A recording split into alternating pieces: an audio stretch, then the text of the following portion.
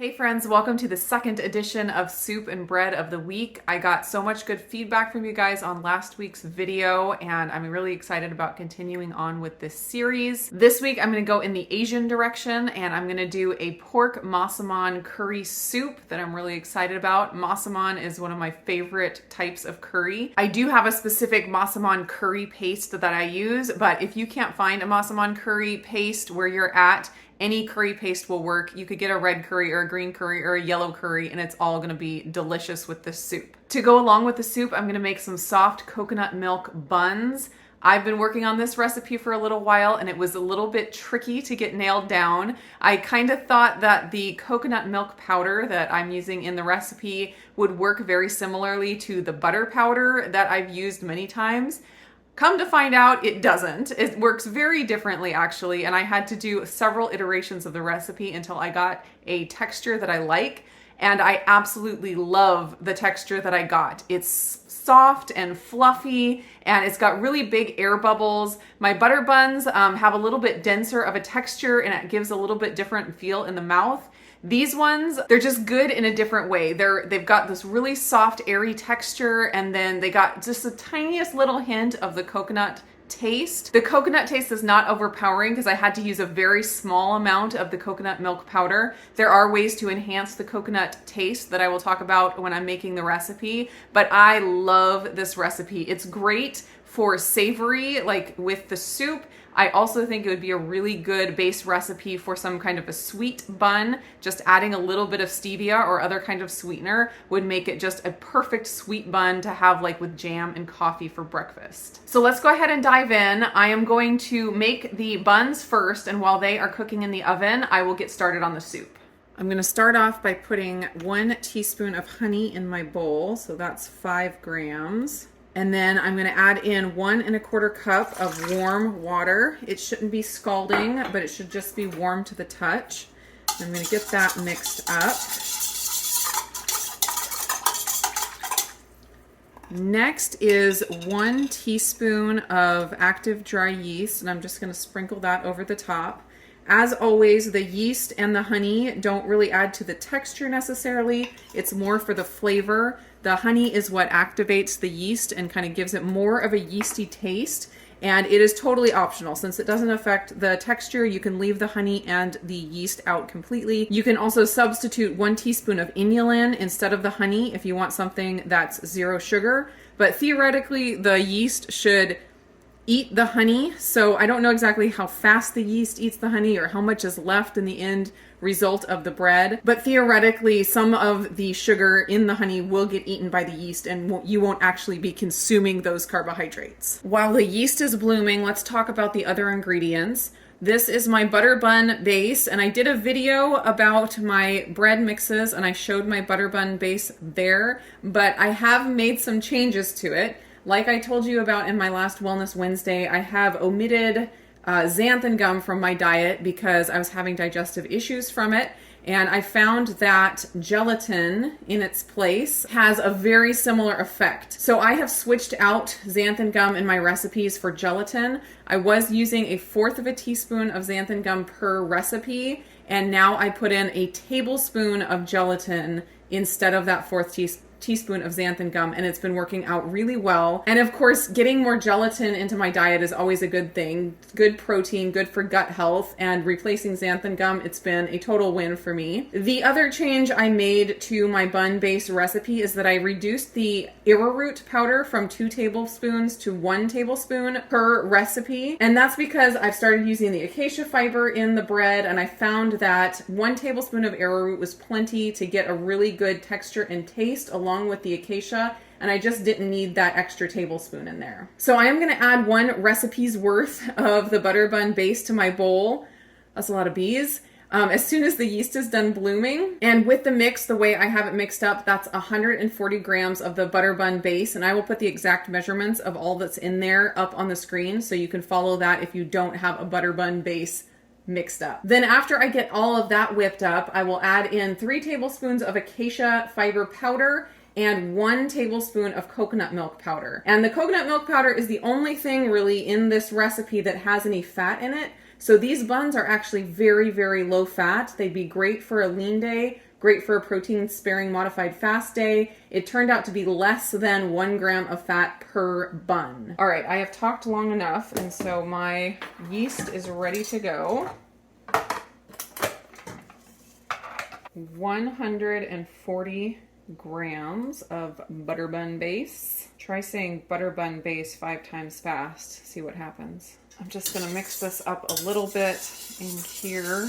Kind of try to just get the powder moistened a little bit so it doesn't glue to the sides of the bowl. With my new mixer, I'm learning little tweaks that I have to make to my techniques in order to get the same results as I got with my old mixer. I found this one likes to stick to the sides of the bowl more, probably just because the bowl is wider. So I'm being more proactive about scraping off the sides before I start. All right.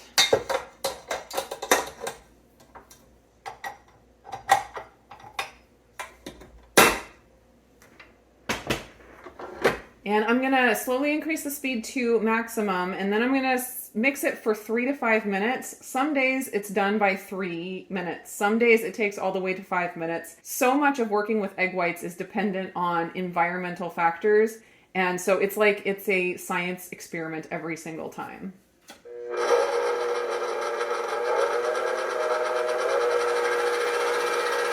While that is mixing up, I'm gonna get my oven preheating. And I'm gonna measure out my 3 tablespoons of acacia fiber, which is 18 grams.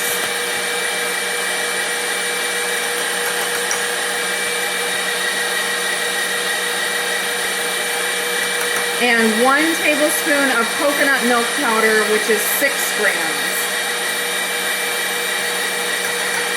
And I'm just gonna mix that up before I put it in at the end. All right, that took 5 minutes total. I'm just throwing in my acacia and my coconut milk powder.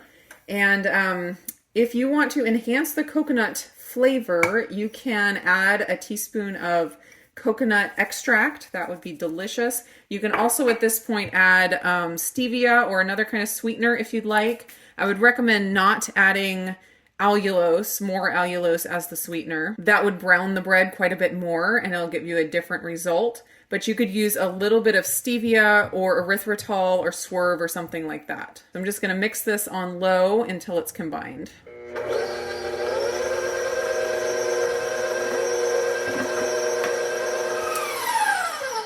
So the coconut milk powder deflates the batter a lot faster than some other powders, so you have to work pretty quick at this point. For some reason, the coconut milk powder buns stuck more than the other ones, and I think it's just because there's less fat in the batter. So I am spraying my pan this time. Now I'm just going to divide the batter evenly between the 8 wells.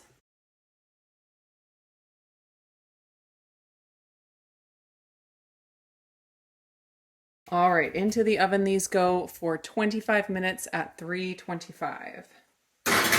Now to get started on the soup, I'll go over the ingredients real quick. I have 2 pounds of pork loin all chopped up into pretty small cubes. And this is the Massamun curry paste that I like. The Thai and True brand is the best. It is made right here in Oregon. I know you probably can't find this everywhere. If I can find it on Amazon, I will link it down below.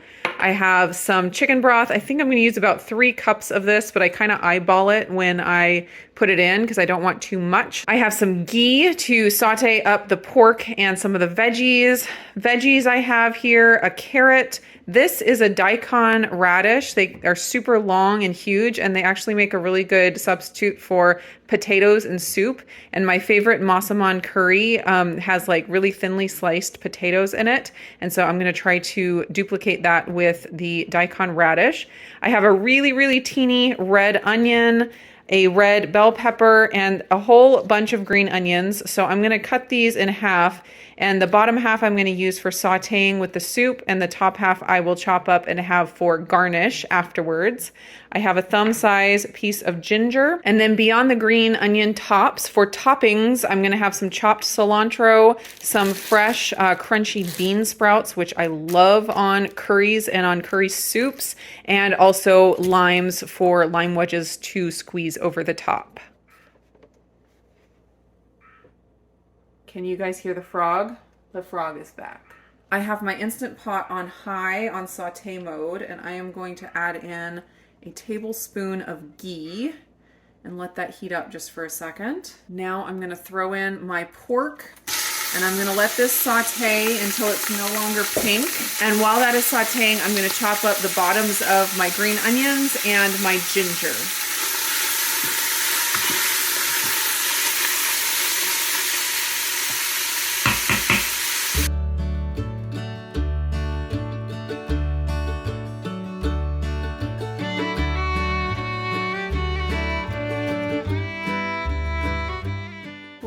Looking pretty well cooked, so I am going to add in the green onions and the ginger and let that saute for another couple of minutes.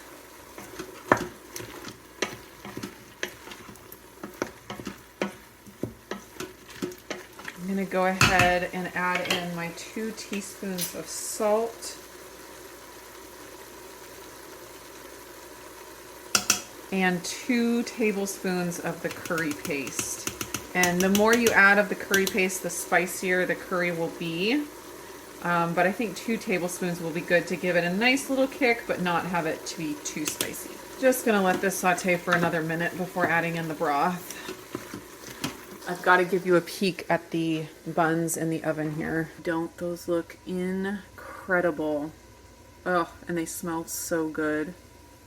Now I'm going to add in my broth, and I'm not adding in my other vegetables yet. I'm going to pressure cook the soup first, and that's going to get the meat really tender. And then at the end, I will put the veggies in and then cook it on saute mode for a little while to get them just barely tender. But I like having just a little bit of crunch left to the vegetables. I don't want them to be complete mush, and the Instant Pot is really good at turning vegetables into complete mush. Lock my lid. Gotta press cancel to turn off the saute mode. Then turning on pressure cook. And it'll cook pretty fast. I just want that pork to get really tender. So I have it on high pressure. I'm just gonna do 6 minutes, and then it'll probably sit for 10 or 15 minutes before I'm able to get to it and add in the rest of the ingredients. The timer just beeped on these, and they are ready to pull out. They look so good. The last thing you can do to give these buns just a little bit more sweetness and a little bit more of the coconut flavor, if that's what you're going for, you can add a little bit of the coconut milk powder to the top. These are delicious just the way they are, but the coconut milk powder just gives that extra little bit of flavor that's really yummy. And it doesn't take much of the coconut milk powder, just maybe like half a teaspoon that you sprinkle all around. I'm just going to add it to half of these here. Probably 1 teaspoon of the coconut milk powder would be plenty for all 8. So I'm just going to let these cool in the pan for 5 to 10 minutes before I pull them out. I thought my camera was on, and it turns out it wasn't. So I already chopped up my carrots. Since all of these veggies are going to be added at the end and just sauteed or boiled a little bit until they're tender, I want them to be thin enough to cook quickly. And then also I want all the veggies to be a similar size or thickness so that they all cook at the same rate. For carrots, what I like to do is just peel the carrot and then use my peeler just to continue to peel strips until the carrot is teeny little piece, and then I chop that teeny piece into little slices, and that gives me just really thin little carrot chunks. Now I'm going to peel my daikon radish, and I think I'm going to quarter it and then do really thin quarter circle pieces. Because the soup that I really like, or the Massamun curry that I really like at a local Thai place, they just do really small sliced round potatoes. And so I want to try to duplicate that if I can. There are lots of different vegetables you can add into curries that would be delicious. Some more ideas that I don't have here today. Mushrooms, baby corn. Baby corn tends to be a lot lower in carbs than regular corn, and you don't need a lot. You just, a few pieces to make it look pretty. Water chestnuts is another good one. You could even do like broccoli or cabbage if that's something you like. Basically, add as much veggies as you like and are comfortable with as far as the carb count. You can totally customize this to be what works for your diet. If you need to keep it, very low vegetable and just have the ginger and the onion, or just have the curry paste and the pork, you can totally make it, closer to carnivore. So this chunk of daikon radish was about 12 ounces, and it's a little more than I want for the amount of soup that I'm making. So I'm going to use probably a little more than half of it, so maybe 8 ounces. And I'll save the rest for something else. I think I'm also just going to use half of this bell pepper because it's quite big. And I want to cut this pretty thin so that the chunks cook pretty fast.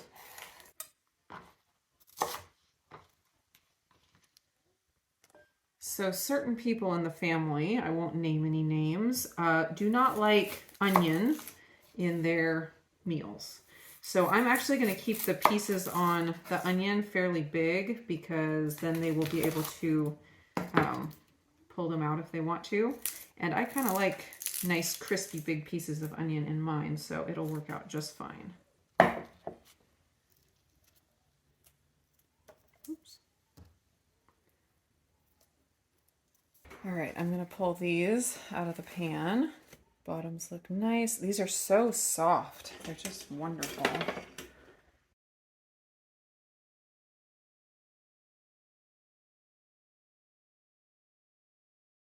Okay, let me show you what the inside texture of these look like. Super soft, fluffy. Look at those nice big air bubbles. Just with the 1 tablespoon of coconut milk powder, I got this incredible fluffy texture with big holes, but at the same time it's not eggy. When I got really big holes like with the whole egg powder and with the yolk powder, the bigger the holes, the more eggy the texture tasted, kind of like it hardened, but this stayed super soft and it has the big holes. So I am absolutely loving that. This is definitely going to be a go-to from now on. I love that it has an incredible texture. It's really easy to swallow, and it's very low fat still. It's only, I think it was 0.8 grams of fat per roll because you're only putting 1 tablespoon of the coconut milk powder in there. And I just am absolutely loving it. The cooking time is done. It's been sitting here for about 10 minutes, but I need to quick release the rest of the pressure.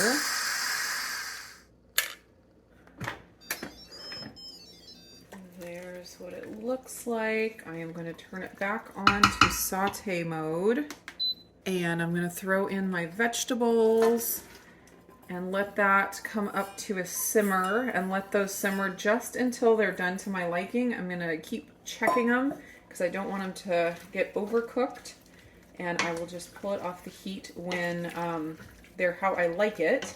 And then I realized I forgot to show one of the ingredients at the beginning.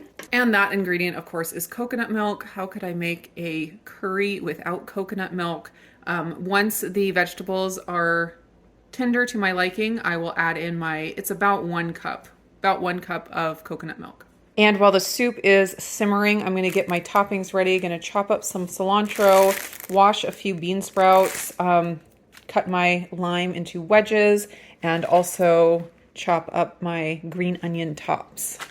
It's been simmering for 6 to 7 minutes, and the veggies are how I want them. So I'm going to add in my coconut milk, and I'm just going to let it heat up a little bit. I'm not going to bring it back to a rolling boil or anything. I just want the coconut milk to heat, and then this will be done. I'm going to taste it, make sure it has enough salt, and maybe add more if it needs it. But other than that, this is ready to portion out into bowls and to garnish.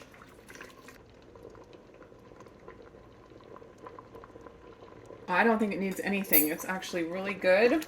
The curry paste gives it a nice kick. If you don't like spice at all, reduce the curry paste to maybe 1 tablespoon. Of course, that's going to depend on what kind of curry paste you get. Some of them are not as spicy as others. The Massamun is pretty mild, and then with the coconut milk, it's not terribly spicy, but if you add a lot, it will be. All right, that is hot enough. I'm going to turn it off so those veggies don't get overcooked. Smells so good. And with those coconut rolls, oh man, this is going to be delicious. Oh, I love the crunchy bean sprouts on the hot soup. Like, they're cold and crunchy and crisp. They just add so much texture to the whole experience. A few green onions, a little bit of cilantro. Another topping you could do is some crushed peanuts. That would be really good. I don't eat a lot of peanuts, but that would be a really nice little garnish on top. Sesame seeds would also be good. And that is ready to dig into. Thanks for joining me in the kitchen today for this soup and bread of the week. I will put the recipes down in the description below. Hope you guys are all doing great, and I will see you again in another video.